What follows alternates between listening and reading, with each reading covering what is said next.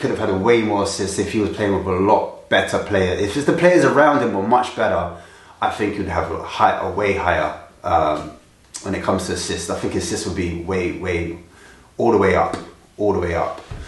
But yeah, that's a player I'll be looking at. He can shoot outside the box as well as finishing on the box. A lot of the goals he scores are inside the box.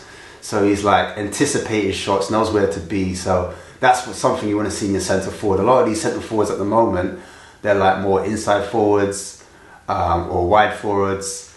So they kind of run in the channels a lot, and they score their goals predominantly coming from out to in. Now, I'm not saying he doesn't do that, but I'm saying a lot of his goals, the bulk of his goals are inside that kind of penalty spot area, around that 6-yard box, around that mark. So it just shows to me that he's got good positional awareness, where to be. He knows where his teammates are, but he also knows where the goal is. So for me, very good striker.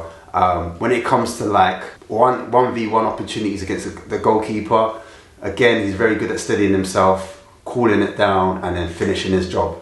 And his first touch as well sets himself from his weaker foot onto his stronger foot, and he always has enough time to kind of put the ball in the back of the net. I really like this player, and I think it's something we should look at. Man United were also linked with him, but I just don't think they will take the gamble, whereas we're in a position right now where we're not going to be able to get top tier strikers or top tier centre forwards. A lot of people are disappointed with like Postecoglou because of his name, and he's not a big name appointment, and they think that will affect our transfer policy. But I think it's a sign where, because we finished 8th, if the fans have less expectation, then I think we can get players that aren't super players that are going to cost 50 million or 60 million to get in, or even 80 million, like Ferguson, for example. He's from Brighton.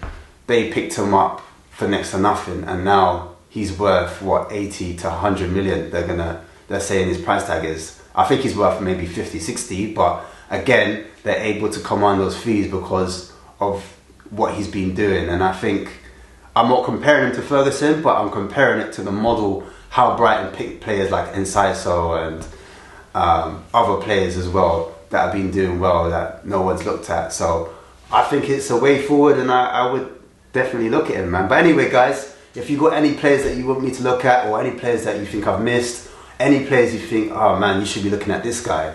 This guy's a much better fit for what you're talking about. That's unheard of. Definitely just throw it in the comments. But make sure you can put the notification bell on.